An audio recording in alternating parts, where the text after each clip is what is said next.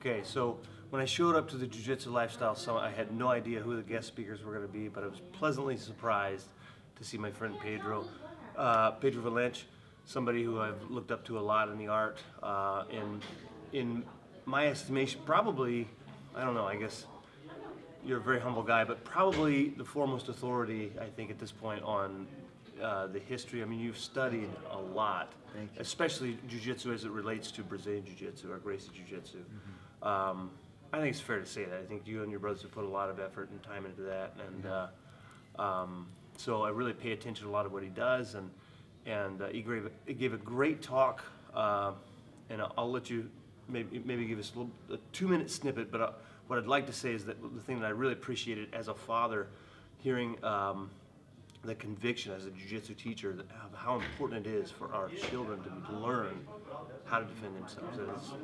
It's a natural right. So could you speak on that a little bit? Yes, first of all, thank you for your kind words. I've also admired your work for a long time, and I'm very happy to participate. I've been studying, as you said, the history of Jiu-Jitsu for a long time. I always enjoyed that element. Grandmaster Helio saved all the clippings of newspaper articles that he was mentioned for a span of over 50 years. And I enjoyed always at his ranch sitting and reading those newspaper articles, and I have gone through all of them. And now the Brazilian National Library has become available online. So we can go to all the newspapers and we can really research what was going on back then. And fascinating. And that made me also curious about learning the origins of Jiu-Jitsu and what was happening before in Japan and the roots of Jiu-Jitsu, because Grandmasters Carlos and Helio Gracie always mentioned that the Japanese at the time were hiding the complete art of Jiu-Jitsu, that Judo was a limited expression of Jiu-Jitsu. And so they were always very curious about what was going on in Japan. That's why Helio Gracie fought Kimura, because he wanted to feel Kimura and understand what Kimura was doing.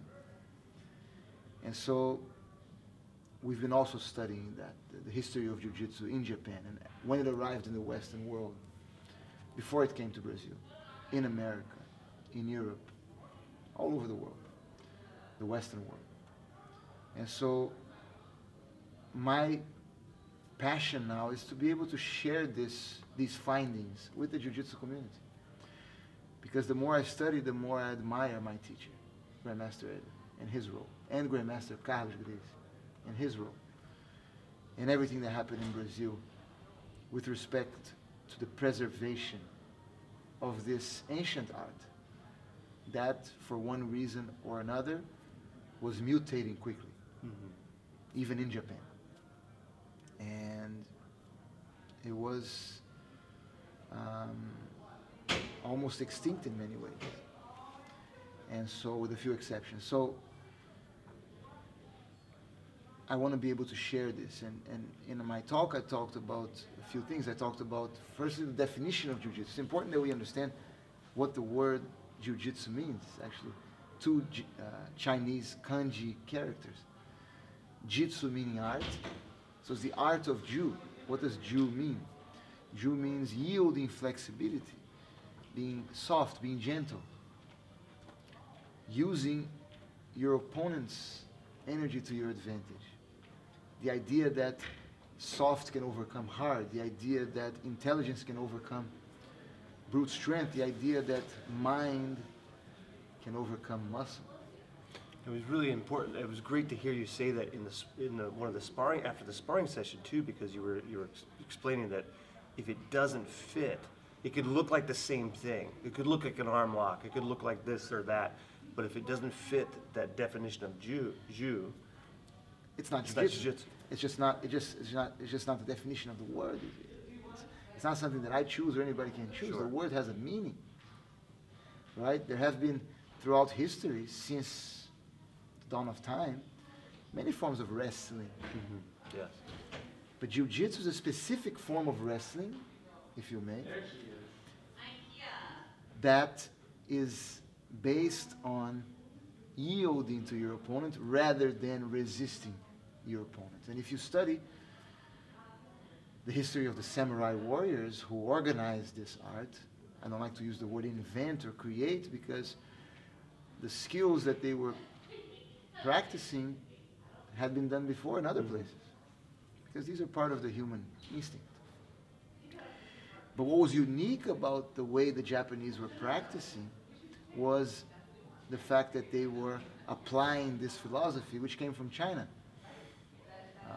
Tao Te Ching, Lao Tzu, you have this idea of soft overcoming hard, the willow tree. Right, yeah. Versus the hard oak tree, the bamboo, being able to resist strong wind better than a hard tree. So there's no such thing as Jiu-Jitsu with strength. It's an oxymoron. Sure. Aggressive Jiu-Jitsu. My style of Jiu-Jitsu is aggressive. I like to impose my will on my opponent. I'm not criticizing that. I'm just saying it's not Jiu-Jitsu. So I think it's important that we understand that and stay true to Grandmaster Helio's philosophy, which is true to Jiu-Jitsu, which is, he always said, I never fought to win, I always fought not to lose. His Jiu-Jitsu was reactive. And if you tried to fight the way that Kimori would have been finished earlier. Correct, correct. And a lot of people in Brazil misunderstood the whole thing. Helio Gracie was smashed for 14 minutes just because he was in an inferior position. But the fact that he was able to survive for all that time is really amazing, especially given the weight difference, right? Yeah. And so it's important, I think, to understand and what Jiu-Jitsu is and where Jiu-Jitsu comes from. And then the third element that I discussed was Jiu-Jitsu as a human necessity. I compare it to learning math, English, right? Learning how to write, learning how to read. Jiu-Jitsu human necessity because of the need for self-preservation, for security. If you don't know how to fight, as every mammal in the wild, from the kangaroos to the horses to the cats, they all have, the bears, they all have a specific fighting system based on their anatomy. And they don't have to take lessons. Right.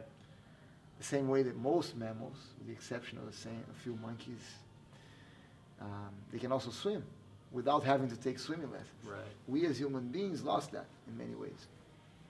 If you look at children, they have natural jiu-jitsu. They stand up in base, they know how to break the fall. It's incredible. But as we grow up, we lose that. So it's important that we take swimming lessons so we can swim, and that we take jiu-jitsu lessons, which I believe represents the natural fighting way of a human being. A complete approach. Stand up ground, grappling, striking, throwing. And this idea of using our intelligence to overcome. Is that I always heard that before, that Jiu-Jitsu utilized natural body movements. I always wondered exactly what that meant when I would hear, any one of my teachers say that. Is that basically at the heart of what you're talking about? Absolutely, and that's where Grandmaster Helio's genius comes in. He was a true genius of our time. Yeah. And my brother Guy, who studied sports management and took many classes on sports and physiology, and he attended Barry University in Florida. He studied, one of the subjects that he studied was adapted physical education.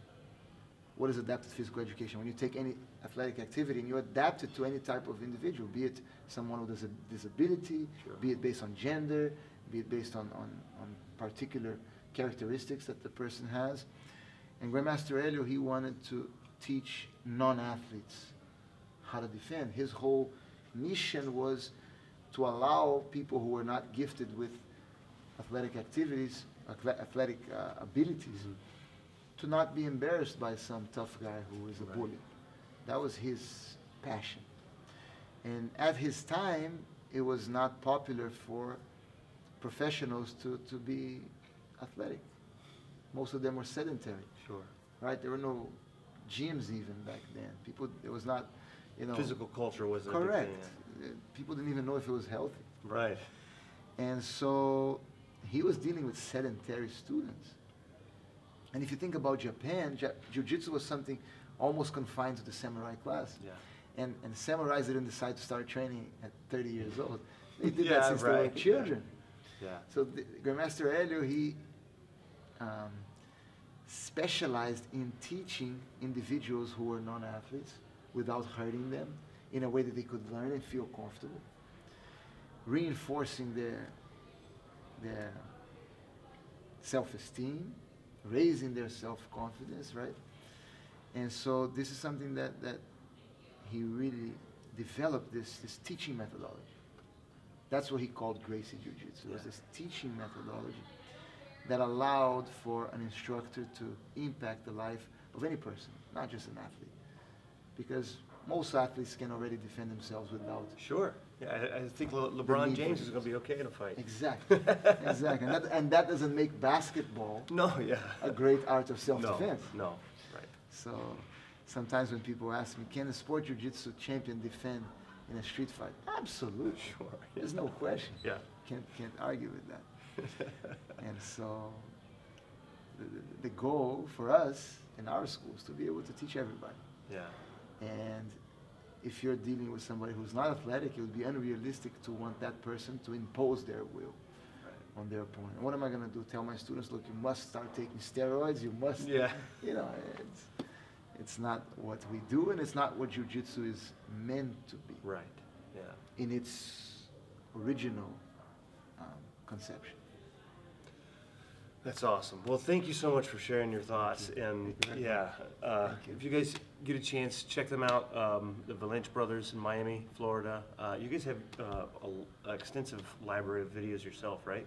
Videos and books, and we have a library. We have a small museum in the school. Picture gallery is something. This new school is a dream come true That's for us. beautiful. Yeah, I can't wait to visit. My brothers, Guy and Joaquim, they're there with me, and they're also professors under Grandmaster Helio. And the three of us work together to be able to preserve and promote for anyone, independent of where they train, what school they're under. Our doors are open to help people understand better this fascinating art that we love. So we have a museum, a picture gallery, so, you know, as I said, a library with books and videos. So Well, keep up the good work, baby. thank you. Thank you so much. Thank you. Thank you very Appreciate much. it.